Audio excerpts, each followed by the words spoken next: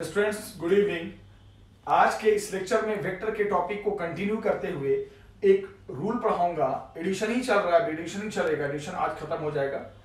Polygon law of addition, इसमें क्या बताया जाता है? If regular sides of a polygon represent the adding vectors taken in same order, then the vector side taken in opposite order will represent the resultant vector।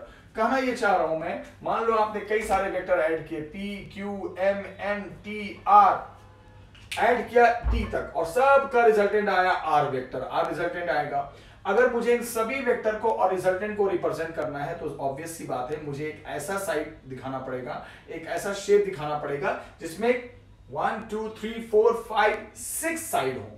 Side सी बात है, P को represent करे, Q को, एक M को, N को, T को, एक R को, तो पॉलीगन बना दो। अगर 6 साइड चाहिए तो हेक्सागन बनाओ, 5 वेक्टर होते तो पेंटागन बनाते। तो देखो हेक्सागन बनाया, P vector, Q vector, M vector, N vector, T vector, और जो उल्टा दिखेगा वो R वेक्टर। ये बिल्कुल ट्रायंगल लॉ जैसा है कि हर हाल में जो रिजल्टेंट होना चाहिए वो अपोजिट ऑर्डर में दिखना चाहिए।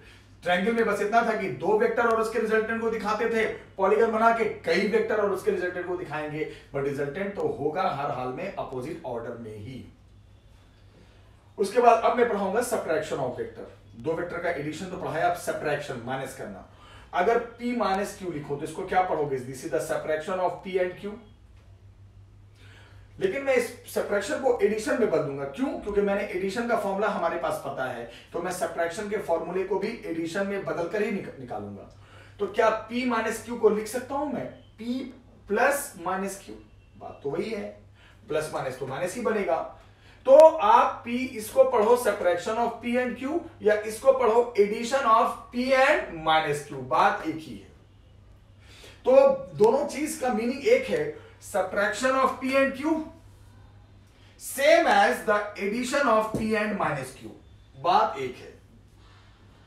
तो अगर हमें p और q के सब्ट्रैक्शन का रिजल्ट निकालना है तो सेम काम करो, p और माइनस q के एडिशन का निकाल दो। बड़ा सिंपल, क्योंकि p और माइनस q के जो एडिशन का रिजल्ट होगा वही p और q के सब्ट्रैक्शन का होगा। अब बताओ, मान लो ये p वेक्टर है और ये q वेक्टर है, P और Q के बीच एंगल कितना है? थीटा।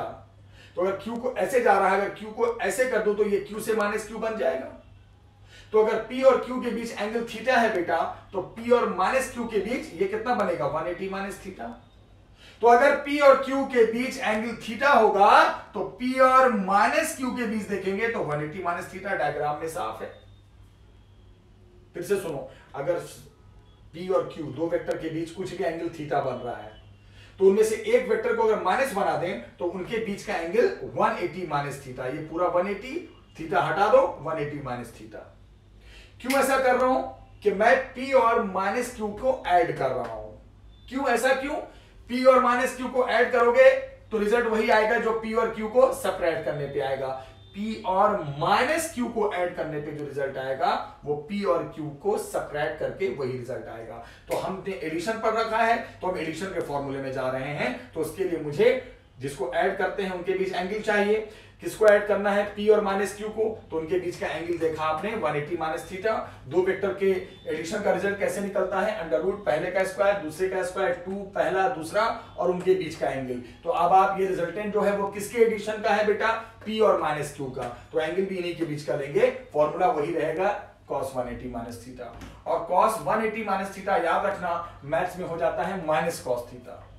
क्या हो जाता है? Minus cos theta. ये सब याद रखना।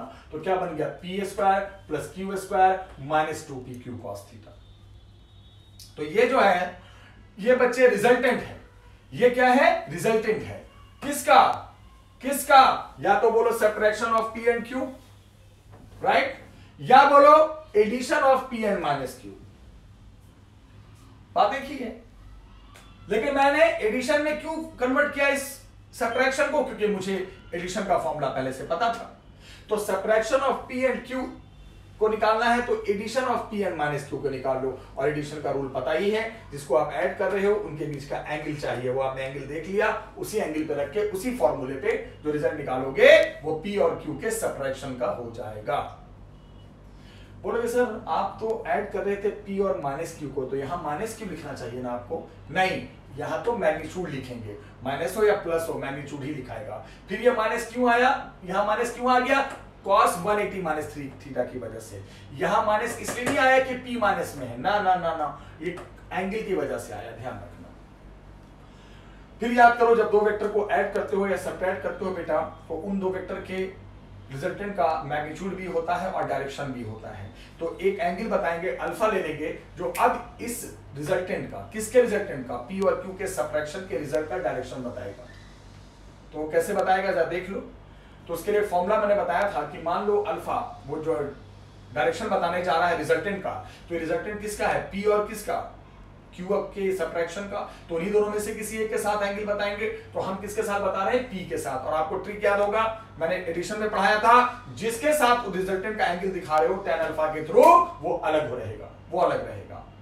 जिसके साथ नहीं दिखाओगे उसके साथ साइन, नीचे कॉस, और जो एंगल पे है वो एंगल मिलेगा। अब तो सारा कुछ 180 माइनस थीटा पे हो रहा है ना, क्योंकि ये p और q के सब्ट्रैक्शन यानी p और माइनस q के एडिशन का रिजल्ट है। तो फॉर्मूला वही है, बस एंगल 180 माइनस थीटा, हर फॉर्मूले में 180 minus theta, sine 180 minus theta sine theta होता है, cos 180 minus theta minus cos theta होता है। तो फॉर्मूला ये आ जाएगा, ये माइनस में आ जाएगा बस। तो फॉर्मूले में लास्ट में क्या सीखा आपने, जो एडिशन का रिजल्ट वही सब्ट्रैक्शन का, बस फॉर्मूले में जहां प्लस है वहां माइनस आ जाएगा, ओवर।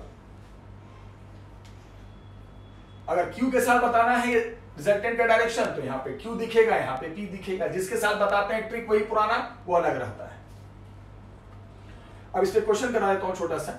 मान लो बोला कि भाई P प्लस Q के एडिशन का रिजल्ट और P माइनस Q के एडिशन का रिजल्ट, मॉड का मतलब रिजल्ट का मैग्नीट्यूड सेम हो, तो उन दोनों वेक्टर के बीच P और Q के बीच एंगल बताइए। तो एडिशन का रिजल्ट ये होता है, सब्ट्रैक्शन का ये होता है, अभी पढ़ाया। सबसे पहले ऊपर का जो रूट है वो कैंसिल हो जाएगा अपने आप, दोनों साइड रूट है तो कैंसिल हो जाते हैं। फिर बचा 2, जो बचेगा उसमें p स्क्वायर q स्क्वायर भी कट ही जाएगा। 2pq cos थीटा, उधर से भी 2pq cos थीटा लाओगे, 4pq cos theta is equal to 0, तो cos theta is equal to 0, तो theta is equal to 90 degree. बड़ा आसान सवाल, दोनों के बीच का एंगल 90 डिग्री।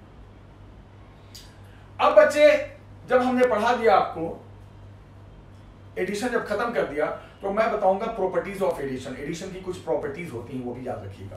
पहली प्रॉपर्टी है कि इट फॉलो कम्यूटेटिव लॉ। कोई पूछे ये कम्यूटेटिव लॉ क्या होता है सर, तो बताना कि अगर दो वेक्टर को ऐड कर रहे हो p और q को, तो मान लो p प्लस q आया, तो एडिशन में अगर q प्लस p लिख दोगे तब भी चलेगा। मींस एडिशन में आप p प्लस q लिखो या q प्लस p लिखो, मीनिंग सेम है। एडिशन में कोई आगे पीछे चला जाए फर्क नहीं पड़ता है। एडिशन में p plus q is same as q plus p। Addition में किसी को भी आगे पीछे कर दो, p को q को, p प्लस q या q plus p doesn't matter, result same आता है। इसको प्रूफ करना तो अभी कर लेता हूं मैं। आप एक पैरेललोग्राम लो बनाना, ABCD पैरेललोग्राम ले लो, पैरेललोग्राम।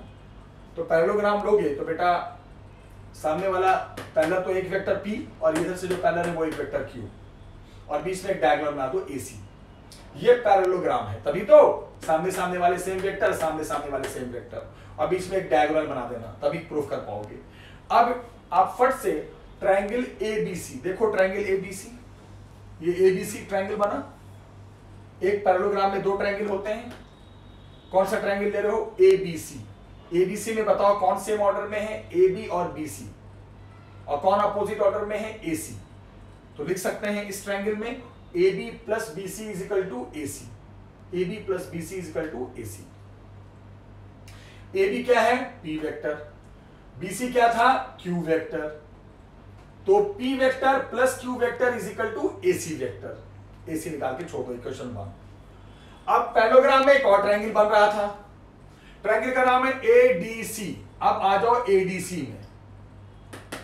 ADC में देखो कौन सेम ऑर्डर में है, AD और DC,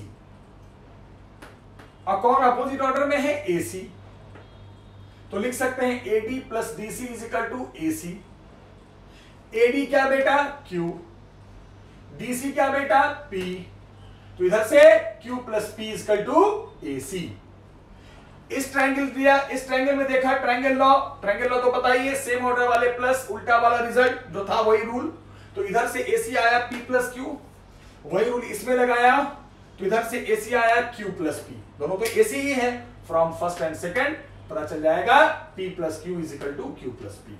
बहुत सिंपल है, यानी कि वेक्टर एडिशन में ऑर्डर आगे पीछे करने से कोई फर्क नहीं पड़ता है। प्रूफ कर देंगे पैरेललोग्राम बनाकर। फिर है कि इट फॉलो एसोसिएटिव लॉ, ये भी आता है कि बताइए ये एसोसिएटिव लॉ को भी फॉलो करता है। अब ये एसोसिएटिव लॉ में 3 वेक्टर चाहिए। जैसे देखना, एसोसिएटिव लॉ का मतलब अब 3 वेक्टर के साथ लॉ बनता है। एसोसिएटिव 3 चीजों को लेकर बनता है। एसोसिएटिव का मतलब ये हुआ कि अगर 3 वेक्टर ऐड हो रहे हैं, जैसे P, Q और M, 3 वेक्टर ऐड हो रहे हैं बेटा, तो इसका मतलब ये हुआ कि 3 में से कोई भी 2 एक साथ रहे, फर्क नहीं पड़ता। P प्लस Q एक साथ रखो या Q plus M, doesn't matter. Associative law में 3 वेक्टर लेने पड़ेंगे और रूल क्या है, कोई भी 2 एक साथ रहे, कोई फर्क नहीं पड़ता। तो इसको प्रूफ करने के लिए आपको 3 वेक्टर चाहिए, और 3 वेक्टर बनाओगे तो फिर पैरेललोग्राम कहां से बनेगा? फिर तो भैया पैरेललोग्राम बन ही नहीं सकता। पैरेललोग्राम में तो 2 ही वेक्टर दिखाए जा सकते हैं, क्योंकि सामने सामने वाले एक और सामने सामने वाले एक। तो यहां बनाएंगे ट्रेपीजियम ABCD। इसमें एक P वेक्टर, ये Q वेक्टर, ये M वेक्टर, और एक जो साइड बचेगा ना उसको रिजल्टेंट उल्टा कर देना, क्योंकि हमेशा एक साइड रिजल्टेंट होना चाहिए। और बीच में अपनी मर्जी से 2 डायगोनल बना देना। क्या बना ये ट्रेपीजियम? ट्रेपीजियम के 3 साइड में से ये P को रिप्रेजेंट कर रहा है, ये Q को, ये M को, और एक जो उल्टा गया वो तो रिजल्टेंट होगा ही होगा। और बीच में 2 diagonal, dot dot dot dot ऐसे, डॉट डॉट डॉट ऐसे। हो गया? अब ध्यान से देखो, अब आप क्या करो, ट्रेपीजियम बनाओगे तो अब 4 ट्रायंगल होंगे। जैसे पैरेललोग्राम में 2 ट्रायंगल थे, यहाँ पे 4 ट्रायंगल। सारे ट्रायंगल 1 बाय 1 लेते हैं। पहला ट्रायंगल लिया ABC। ABC में देखो जरा ध्यान से, AB और BC सेम ऑर्डर में और AC अपोजिट ऑर्डर में। तो लिख सकते हैं यहां पर ना, AB plus BC is equal to AC। AB plus BC is equal to AC, यानी AB क्या है P, BC क्या है Q, यानी P plus Q, AB P, BC Q, तो यानी P plus Q is equal to AC। पहले AC निकाल दिया। अब ट्रायंगल लो ACD में, ACD, इसमें देखो AC CD सेम ऑर्डर में और AD अपोजिट ऑर्डर में। तो यहां क्या लिखाएगा, AC plus CD is equal to AD। देख लो, AC plus CD is equal to AD। AC अभी ऊपर आया है P प्लस Q, CD पहले से M is equal to AD। निकाल दिया AD, पहुंचना AD तक था, रिजल्टेंट तक था, इसमें P और Q एक साथ आया। अब आ जाओ, अब अगला ट्रायंगल लो BCD। मैंने कहा 4 ट्रायंगल हैं, अब लो BCD।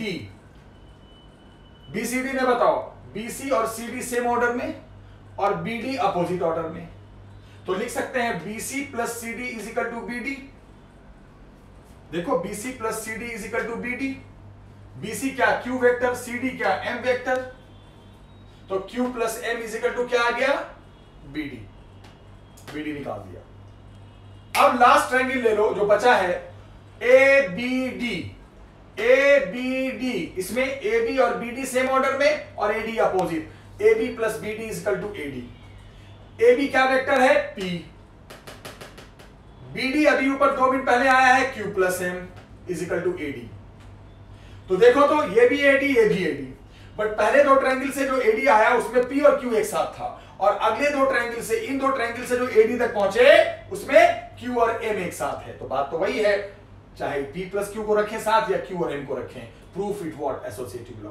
तो पैरेललोग्राम बनाकर कॉम्बिनेटिव लॉ प्रूफ करोगे और ट्रेपीजियम बनाकर एसोसिएटिव लॉ प्रूफ करोगे, क्योंकि आपको एसोसिएटिव लॉ में 3 वेक्टर चाहिए, और 3 वेक्टर कैसे दिखाओगे यार? 3 वेक्टर के लिए 3 अलग अलग साइड चाहिए ना, तो पैरेललोग्राम तो बन नहीं सकता, तो ट्रेपीजियम ही बनाना पड़ेगा और एक को रिजल्टेंट रखना।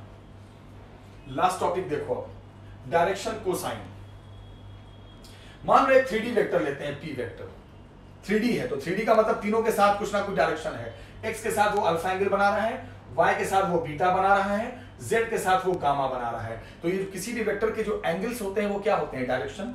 तो बोलोगे सर ये 3D वेक्टर का X के साथ डायरेक्शन अल्फा है, Y एक्सिस के साथ डायरेक्शन बीटा है, Z के साथ गामा डायरेक्शन गामा है। तो अल्फा बीटा गामा डायरेक्शन हो गए वेक्टर P के along X axis, Y axis and Z axis. अब सुनो, अब ये डायरेक्शन है और आपको पता है साइन थीटा, साइन के साथ कॉस होता है, फिर टैन, फिर कॉट, फिर सेक और कॉसेक। तो साइन के साथ जो लगा होता है उसको कॉस नहीं कोसाइन नाम होता है इसको। कॉस तो शॉर्ट में बोलते हैं, साइन के साथ कोसाइन, टैन के साथ कोटेंजेंट जिसे कॉट कहते हैं। तो कोसाइन का मतलब कॉस होता है, कॉस। तो अगर अल्फा बीटा गामा किसी वेक्टर के डायरेक्शन होते हैं तो अगर उसी डायरेक्शन की कॉस वैल्यू ले लो, cos alpha, cos beta, cos gamma, तो वो उस वेक्टर का डायरेक्शन कोसाइन कहलाएंगे। बस मैथमेटिकल डेफिनेशन है बेटा कि कोई भी वेक्टर अगर किसी एक्सिस के साथ डायरेक्शन अपना अपना बता रहा है अल्फा बीटा गामा, तो उसकी कॉस वैल्यू जो होगी वो उसकी direction cosine. Direction cosine means cos value of direction of given vector. मतलब ये कोई वेक्टर का कोई भी अगर दे दिया है direction alpha beta gamma, 3D है तो तीनों के साथ देगा, तो उसकी कॉस वैल्यू लोगे तो वो डायरेक्शन कोसाइन होगा। अब मुझे बताओ p x के साथ अल्फा, तो आपको पता है जब हम p का x कंपोनेंट देखेंगे, कंपोनेंट जब देखते हैं तो 3D है तो इसके 3 कंपोनेंट होंगे। और मैंने क्या कहा था कि अगर आप x के साथ देख रहे हो और x के साथ एंगल की जानकारी है तो वो कंपोनेंट कॉस में आएगा, y के साथ भी एंगल दे ही रखा है तो वो भी कॉस में आएगा, p cos बीटा, और z के साथ भी एंगल आएगा तो वो भी कॉस गामा में आएगा। आपको पता ही तो है अगर किसी वेक्टर का कंपोनेंट देखना है, 3D है तो तीनों कंपोनेंट होंगे और x में भी होगा, y में भी और z में भी होगा, और तीनों के साथ एंगल है ही पता, तो वो कंपोनेंट कॉस में आएगा। साइन में कब आता है? जब एंगल नहीं पता होता है। जो जब इस वेक्टर का हमें एंगल पता ही है, x के साथ भी पता, y के साथ भी पता, z के साथ भी पता, तो ऑब्वियस सी बात है बेटा तीनों कंपोनेंट कॉस में ही आएगा। आ गया? फिर याद कीजिए आप कुछ दिन पहले वाली क्लास कि जब किसी भी वेक्टर के सारे कंपोनेंट्स पता हो तो नेट मैग्नीट्यूड कैसे निकालते हैं? अंडर रूट करके तीनों कंपोनेंट का स्क्वायर, पे अल्फा बीटा गामा डायरेक्शन तो उसकी cos value direction cosine, angle पता है तो तीनों कंपोनेंट कॉस में ही आ जाएगा। फिर नेट निकालने के लिए अंडर रूट करके तीनों का स्क्वायर करेंगे, p इक्वल टू p के x कंपोनेंट का स्क्वायर, फिर प्लस p के y कंपोनेंट का स्क्वायर, फिर p के z कंपोनेंट का स्क्वायर, तीनों का स्क्वायर करोगे तो p square p square p square तीनों में कॉमन आ जाएगा, बाहर निकाल लो, बाकी क्या बचेगा? cos square alpha plus cos square beta plus cos square gamma, तीनों को जब स्क्वायर करोगे तो p स्क्वायर कॉमन होकर आ गया। फिर p स्क्वायर रूट से बाहर आएगा तो p बन जाएगा ऑब्वियसली। तो ये जो p और p, ये p स्क्वायर बार p और ये p कट गया तो 1 बच गया, 1 इक्वल टू अंडर रूट इतना, दोनों साइड स्क्वायर कर दो तो 1 का स्क्वायर 1 ही रह गया, इधर से रूट गायब हो गया। क्या फॉर्मूला बन गया लास्ट में? cos square alpha plus cos square beta plus cos square gamma is equal to 1। Language में पढ़ देता हूं, the sum of square of direction cosine, cos alpha है ना, डायरेक्शन कोसाइन के स्क्वायर का सम फिजिक्स में 1 होता है। अब आप बोलोगे सर इसका प्रैक्टिकल यूज कहां है? बड़ा आसान है। मान लो कोई 3D वेक्टर है और उसका 2 एक्सिस के साथ एंगल पता है, अल्फा बीटा पता है, तो रख दो गामा आ जाएगा। एक के साथ 30 डिग्री, एक के साथ 90 डिग्री या 60 डिग्री, तो तीसरे एक्सिस के साथ कितना? आराम से गामा निकाल सकते हो। ये 11th में कम पर कंपटीशन में ज्यादा आता है। तो अल्फा बीटा गामा कोई भी एंगल डायरेक्शन बताते हैं, 3D है तो तीनों एक्सिस के साथ, और उसकी कॉस वैल्यू डायरेक्शन कोसाइन होती है, और उसका स्क्वायर सबके स्क्वायर का सम 1 होता है। प्रूफ कर दिया। कहां जरूरत पड़ेगी वो आपने देख लिया। अब बच्चे वेक्टर में काफी कुछ कराया, अब मैं अगले लेक्चर में नए टॉपिक के साथ आऊंगा। आज के लिए इतना ही रखता हूं, पढ़ना रिवाइज करना। Thank you very much.